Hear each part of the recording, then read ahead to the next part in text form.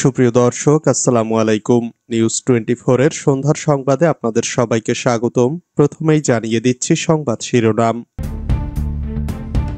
হামলায় পা ভেঙে গেছে নায়িকা দিতির মেয়ের, বললেন আমার পাশে কি কেউ নেই?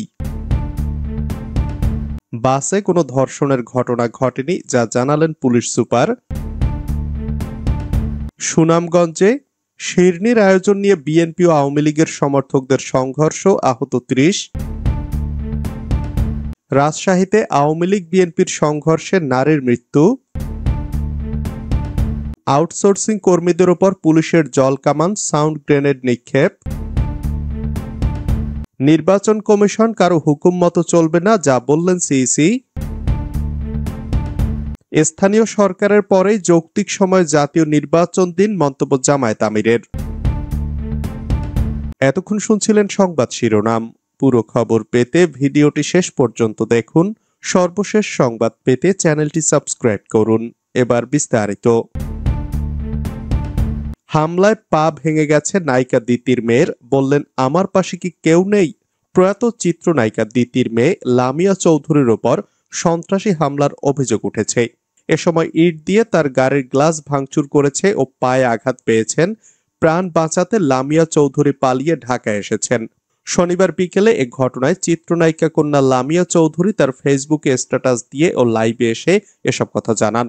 এই ঘটনায় লামিয়া চৌধুরী তার ফেসবুকে পোস্ট দিয়ে লিখেছেন, আমার পাশে কি কেউ নেই? আমার মা বাবা মারা গেছে বলে আমার পাশে কি কেউ নেই? আর এক স্ট্যাটাসে তিনি লেখেন, সাংবাদিক ভাইরা আমার বাড়িতে আসেন, আমি একা। প্রায় 2 ঘন্টা আগে একটি লাইভ দিয়েছেন লামিয়া চৌধুরী। সেই লাইভ ভিডিওতে অনেক লোকজনকে চিৎকার করতে দেখা যাচ্ছে। এ সময় লামিয়া লাইভে বলেন, ওরা ইট মারতেছে, আমি পড়ে গেছি। এ সময় প্রাইভেট গাড়িতে করে সেখান থেকে চলে যাওয়ার সময় ইটপাটকেল ছুঁড়ে মারে পা ভেঙে ফুলে গেছে।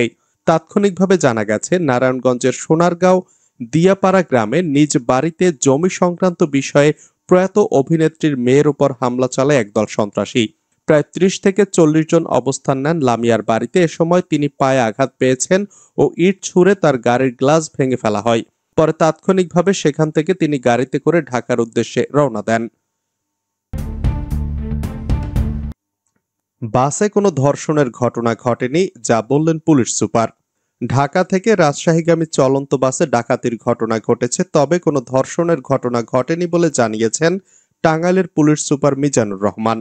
তিনি জানান, প্রাথমিকভাবে কোনো ধর্ষণের ঘটনা ঘটেনি, এটা আমরা জানতে পেরেছি। নারীদের কাছ থেকে কিছু স্বর্ণ রূপা লুট করা হয়েছে।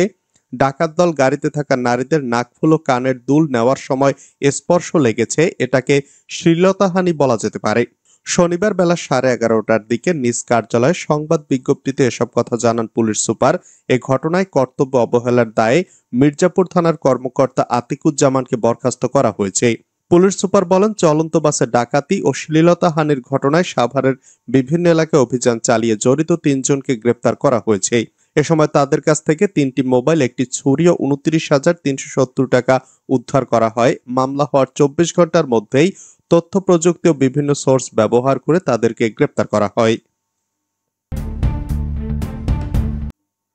সুনামগঞ্জে শিরনির আয়োজন নিয়ে বিএনপি ও আওয়ামী লীগের সমর্থকদের সংঘর্ষ, আহত 30। গ্রামে শিরনির আয়োজন করা নিয়ে বিএনপি ও আওয়ামী লীগ সমর্থকদের মধ্যে সংঘর্ষের ঘটনা ঘটেছে। এ ঘটনায় উভয় পক্ষের 30 জন আহত হয়েছেন। শনিবার সকালে সুনামগঞ্জের শান্তিগঞ্জ উপজেলার পশ্চিম বীরগাঁও ইউনিয়নের ঠাকুরভোগ গ্রামে এ ঘটনা ঘটে। পুলিশ ও স্থানীয় বাসিন্দাদের সূত্রে জানা গেছে, ঠাকুরভোগ গ্রামের গবাদি পশু যাতে রোগবালাই আক্রান্ত না হয়, এজন্য প্রতি বছর সবাই মিলে শিরনির আয়োজন করেন। এবার শিরনির আয়োজন নিয়ে গ্রামের 2 পক্ষের মধ্যে বিরোধ সৃষ্টি হয়। বিএনপির সমর্থকেরা আওয়ামী লীগের সমর্থকদের আয়োজনে যুক্ত না করায় গ্রামে উত্তেজনা দেখা দেয়। গ্রামের বাসিন্দা ইউনিয়ন বিএনপির সাবেক সভাপতি নূর মিয়া বলেন, গ্রামের সবাই মিলেই প্রতি বছর এই শিরনির আয়োজন করেন। এর মধ্যে আওয়ামী লীগের সুফি মিয়া, আবদাল মিয়া সহ কয়েকজন ঝামেলা করায় এবার তাদের যুক্ত করা হয়নি।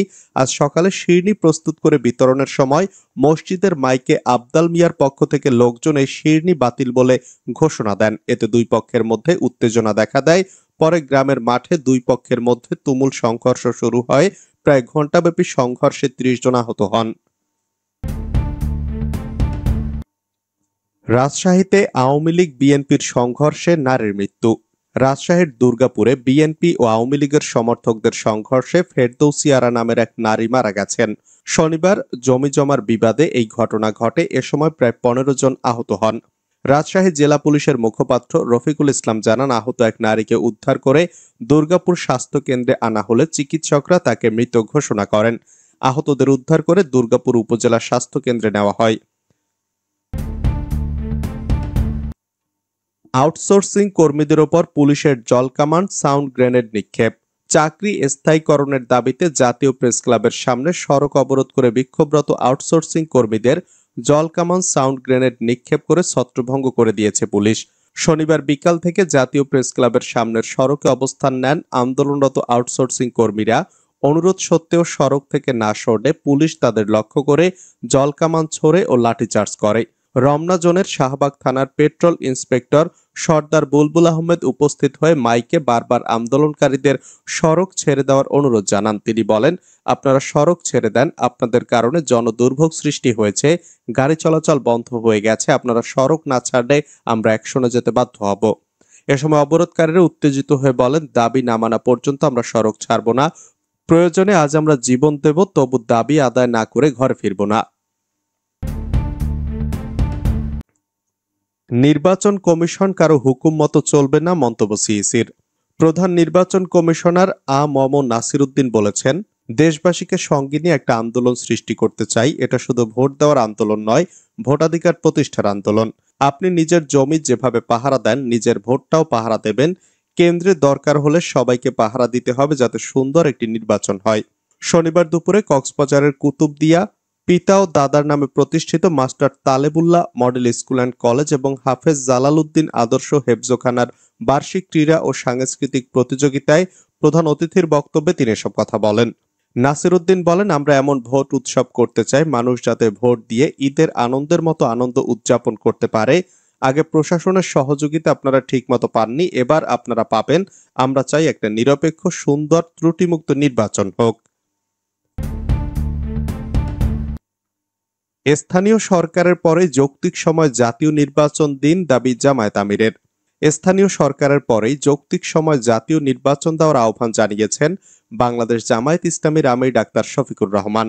শনিবার বিকেলে চাঁদপুরের হাজীগঞ্জ পশ্চিম বাজারস্থ বিশ্ব রোডে অনুষ্ঠিত পথসভায় প্রধান অতিথির বক্তব্যে তিনি আহ্বান জানান। জামায়াত আমির বলেন, সিটি কর্পোরেশন, জেলা পরিষদ ও পৌরসভার সেবা দিচ্ছেন প্রশাসকরা, জনগণের প্রতি তাদের কোনো দায় নেই। এই প্রতিষ্ঠানগুলো এখন অভিভাবক শূন্য, জনপ্রতিনিধি ও সেবক শূন্য।